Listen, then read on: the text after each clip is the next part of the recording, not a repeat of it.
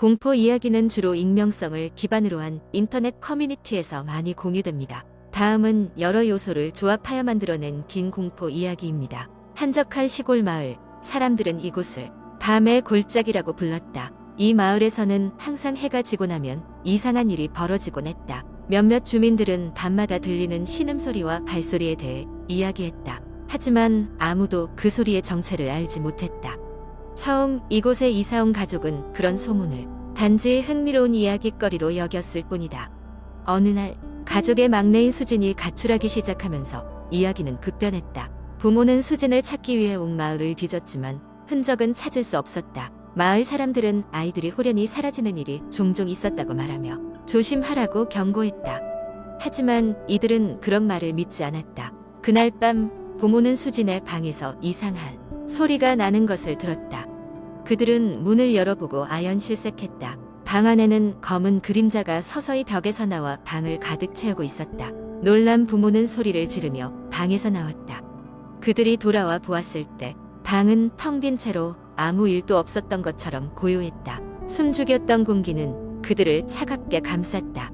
다음 날 부모는 이 기이한 현상에 대해 마을의 한 노인을 찾아갔다. 그 노인은 곧 사라질 다짐을 하며 말했다. 밤의 골짜기는 오랜 세월 동안 이 땅을 지배해온 저주가 서린 곳이네. 여기 사는 사람들은 무언가에 홀린 듯한 경험을 하기도 하지. 그 소리와 그림자는 아마 그 저주가 빚어낸 산물일 것이네. 노인의 이야기를 들은 부모는 충격에 빠져 마을을 떠나기로 결정했다. 그러나 그날 밤 한 가지 이상한 일이 또 벌어졌다. 그들이 출발하기 전 집 입구에서 수진이 멀뚱히 서 있는 것을 발견한 것이다. 그녀는 평소와 다름없어 보였지만 어딘가 서늘한 아우라가 감돌았다. 부모는 그녀를 안고 집 안으로 들어갔으나 이상하게도 내내 섬뜩한 느낌을 지울 수 없었다. 수진의 눈동자는 흐릿하고 무언가를 말하려는 듯 입술만 움직였다. 마치 다른 세상에 존재하는 것처럼. 몇 달 후 가족은 다시 마을과 관련된 소식을 들었다. 그들의 이전 집에 살던 새로운 가족이 또다시 실종되었다는 것이었다. 이쯤 되니 가족은 그 마을에 대해 더욱 진지하게 고민하게 되었고 수진에게 나타난 변화도 다시 주목했다. 수진은 점점 이전과 다른 행동을 보였다. 한밤중에 혼잣말을 하고 없어진 그림자를 보려고 다니며 때때로 알 수 없는 언어로 중얼거렸다. 부모는 이를 어찌할 바를 몰랐고 점점 두려움에 빠졌다. 그리고 어느 비 오는 날 밤 그 무엇보다 강력한 순간이 찾아왔다. 누군가 현관문을 노크했다. 부모는 조심스럽게 문을 열었지만 아무도 없었다. 대신 그들의 발 밑에는 수진이 매일 쥐고 다닌 인형이 있었다. 그들은 인형을 들어 올렸지만 이내 차가운 공기에 휩싸여 손에서 놓쳐버렸다. 그 순간 순식간에 모든 것이 안전되었다. 깨어났을 때 그들은 한밤중에 숲속 어딘가에 쓰러져 있었고 수진은 그들 사이에 있었다. 수진은 고요히 자고 있었고 더 이상 이상한 중얼거림도 없었다. 모든 것이 꿈처럼 느껴졌으나 현실이었다. 이제 이 경험을 통해 그들은 밤의 골짜기 마을에 깃든 더 깊은 비밀과 저주를 알게 되었다. 어느새 걷잡을 수 없이 일어난 일련의 사건들은 단순한 공포 이야기가 아닌 그들의 삶에 영원한 변화를 남겼다.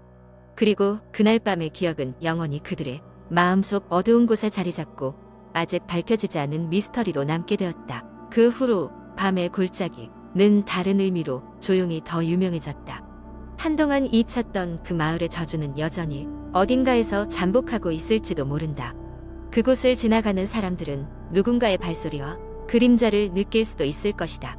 두 번째 이야기. 몇 년 전 나는 대학 친구들과 함께 여름 방학을 맞아 작은 시골 마을로 여행을 가게 되었다. 서울의 더위에서 벗어나 조용하고 한적한 곳에서 며칠을 보내고 싶었기 때문이다. 우리가 묵기로 한 민박집은 그 마을에서 아주 오래된 집이었다.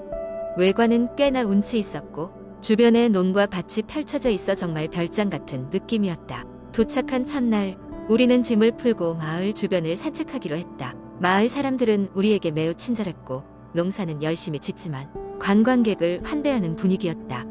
하지만 몇몇 연로한 할머니들은 우리를 볼 때마다 뭔가를 중얼거리며 빠르게 지나갔다. 약간 이상하게 생각했지만 우리는 대수롭지 않게 여겼다. 저녁이 되고 민박집 주인 아주머니께서 직접 수확한 신선한 재료로 맛있는 저녁 식사를 준비해 주셨다. 배가 부른 우리는 거실에 모여 앉아 각자 가져온 보드게임을 하며 시간을 보냈다. 그런데 그때 갑자기 거실 이전 등이 깜빡거리더니 꺼져버렸다. 우리가 놀라서 어둠 속에서 속삭이는 동안 민박집 주인 아주머니가 촛불을 가지고 나타나셨다. 아주머니는 어쩐지 불안한 표정을 지으며 여기는 가끔 전기가 나가곤 해요. 놀라지 마세요. 라고 이야기했다. 우리는 촛불을 켜고 불안한 마음을 달래며 침대에 들어갔다. 잠이 오지 않아 한참을 뒤척이던 중 문득 내 방문이 삐걱거리는 소리를 내며 조금 열렸다. 밖에서 미세하게 들려오는 소리는 내가 상상하는 것 이상의 무언가가 우리와 함께하고 있다는 생각이 들게 했다. 다음 날 아침 나는 친구들에게 그 이야기를 해주었지만 다들 피곤해서 헛것을 본 거라고 웃어넘겼다. 하지만 나는 뭔가 찜찜한 기분이 들어서 마을을 더 둘러보고 싶은 마음이었다. 그리하여 친구들과 나는 마을 뒤편에 있다는 오래된 공동묘지를 찾기로 결정했다. 묘지를 찾아내긴 했지만 거기엔 아무도 없었다. 우리는 그곳에서 여러 비석들을 구경하며 놀았다. 이상하게도 비석들 중엔 낡고 퇴색된 것들이 많았다. 이상한 느낌이 들었던 나는 친구들과 함께 마을로 돌아왔다. 마을 입구에 도착하자 한 할머니가 우리를 보고 한숨을 쉬며 다가와 거긴 가지 말았어야 했는데 라고 말씀하셨다. 그녀는 우리에게 많은 이야기를 해주었는데 그중 하나가 바로 그 묘지에 얽힌 것이었다. 오래전 그 마을엔 나쁜 일이 많았다고 했다. 전염병과 가뭄, 기근 때문에 많은 사람들이 목숨을 잃었던 것이다. 마을 사람들은 고통 속에 살다가 결국 외지의 도움을 청했지만 돌아온 것은 버려진 마을이었다고 한다.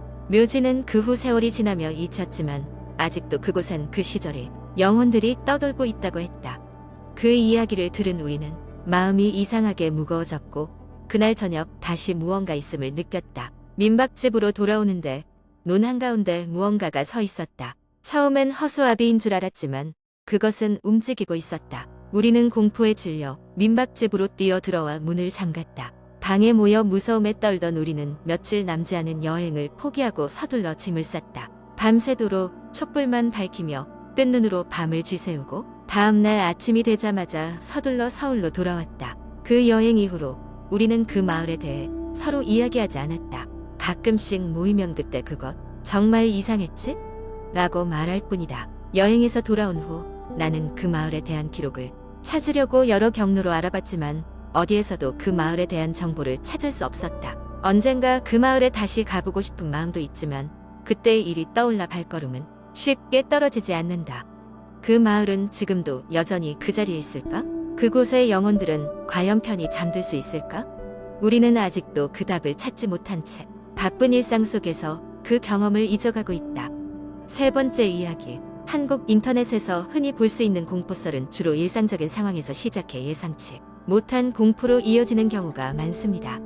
다음은 그런 이야기를 길게 풀어 쓴 것입니다. 수지는 어느 날 평소와 다름없이 회사에서 야근을 하고 있었다. 시간이 밤 10시 가까이 되었을 때 겨우 일을 마치고 집으로 돌아갈 준비를 했다. 그녀는 서울 외곽에 위치한 아파트에 살고 있어 회사에서 집까지는 꽤나 먼 거리였다. 야근 끝에 지친 수지는 버스에 올라타 좌석에 앉자마자 살짝 졸기 시작했다. 그렇게 얼마의 시간이 지났을까? 어느 순간 버스가 멈춰선 것을 느끼고 수지는 눈을 떴다. 하지만 창밖에는 어둠이 짙게 드리워져 있어 아무것도 보이지 않았다. 정신을 차리고 보니 버스 안에는 자신 혼자뿐이었다. 당황한 그녀는 급히 자리에서 일어나 기사석 쪽으로 다가가 보았지만 버스 기사는 어디에도 보이지 않았다. 이상한 느낌의 수지는 가방에서 휴대폰을 꺼내 시간을 확인했다. 12시를 막 넘길 시각. 이 시간에 버스가 멈추어 있는 것도 납득이 가지 않았지만 더 불안하게 만드는 것은 휴대폰이 서비스 없음을 표시하며 작동하지 않는다는 점이었다. 불안감을 이기지 못한 수지는 버스 밖으로 나가기로 결심했다. 그녀는 조심스럽게 버스 문을 열고 밖으로 나갔다. 그곳은 산길 위 버스 정류장처럼 보였지만 그녀는 이곳이 어딘지 알 수 없었다. 모든 것이 낯설고 기묘했다. 게다가 주변은 너무 조용했다. 매미 소리 하나 들리지 않는 밤에 정적이 오히려 압박감으로 다가왔다. 수지는 자신이 어떻게 이곳에 오게 되었는지 그리고 어떻게 집으로 돌아가야 할지 판단하기 어려웠다. 시간이 점점 지나면서 점점 더 불안감이 커져갔다. 주변을 둘러보다가 멀리서 빛나는 작은 불빛을 발견했다. 그녀는 그곳으로 가보기로 했다. 한 걸음 한 걸음 조심스럽게 발을 내디디며 불빛 쪽으로 향해 갔다. 가까이 다가가면서 그것이 작은 시골 가게라는 것을 알게 되었다. 폐점 시간인 것처럼 보였지만 가게 안에는 불이 켜져 있었고 카운터 너머로 어떤 노인이 앉아 있었다. 안녕하세요. 수지는 문을 열며 조심스럽게 말을 걸었다. 노인은 무표정한 얼굴로 수진을 바라보았다. 여기가 어디인지 아시나요? 버스가 이상한 곳에 멈춰서서 노인은 그녀의 질문에 대답하지 않은 채 천천히 자리에서 일어나 가게 깊숙한 곳으로 사라졌다. 어색한 침묵이 감돌았다. 그때 인적이 없는 가게의 뒤편에서 낮은 웃음소리가 들려왔다. 수지는 잔뜩 긴장한 상태로 뒤를 돌아보았다. 하지만 아무도 없었다. 그럼에도 불구하고 등골이 오싹해질 만큼 그 웃음소리는 가까이서 들린 것 같았다. 그녀는 다시 문 밖을 나와 주위를 경계하듯 둘러보았다. 가게에서 나와 버스 있는 방향으로 되돌아가려는 순간 다시 노사가 불러세웠다. 그는 손짓으로 뒤따라오라고 하더니 가게 뒤로 이어진 길을 가리켰다. 그녀는 망설임 끝에 노인을 따라 길을 걸었다. 그 길은 숲으로 이어져 있었으며 무언가가 도사리고 있을 듯 불길한 느낌이 계속해서 주변을 감쌌다. 길을 가던 도중 갑자기 끼익거리는 소리와 함께 작은 트럭 한 대가 나타났다. 운전자는 창문을 내리고 타세요. 밤에 이 길은 위험합니다. 라고 말했다. 수지는 순간적으로 머뭇거리며 고민했지만 돌아갈 수 없다는 생각에 트럭에 올랐다. 운전자는 아무 말도 하지 않고 어둠 속 길을 달렸다. 한참을 달린 뒤 그녀는 트럭이 익숙한 도로로 들어선 것을 알아차렸다. 드디어 어디인지 알만한 곳에 도착한 것이다. 내릴 준비를 하고 있을 때 운전자가 말했다. 조심해야 할 겁니다. 꿈속에서는 항상 함정이 숨어 있으니까요. 수진이 감사 인사를 하려는 순간 트럭과 운전자는 사라지고 그녀는 자신이 아파트 입구에서 있는 것을 알게 되었다. 마치 꿈처럼 모든 일이 일어난 것처럼 느껴졌다. 후유증처럼 손은 떨리고 있었다. 경험한 모든 일이 아직도 머릿속에 생생했기 때문이다. 집으로 들어와 문을 잠그고 나서야 마음이 조금 진정되었다. 에어컨을 켜고자 리모컨을 찾던 도중 가방 속에서 웬 종이 쪼가리가 나왔다. 거기에는 당신을 지켜보고 있다. 라는 글귀가 적혀 있었다. 갑자기 소름이 온몸을 훑었고 창밖의 어둠이 더욱 짙게 느껴졌다. 수지는 이 일이 정말 꿈일 뿐이었는지 아니면 현실인지 알 수 없었다. 밤이 깊어지며 그녀는 집안의 모든 불을 켜놓고 잠들지 못한 채 가만히 앉아 있었다. 그리고 은밀히 어디선가 날 바라보고 있을지도 모를 존재에 대한 공포가 그녀의 밤을 잠식했다.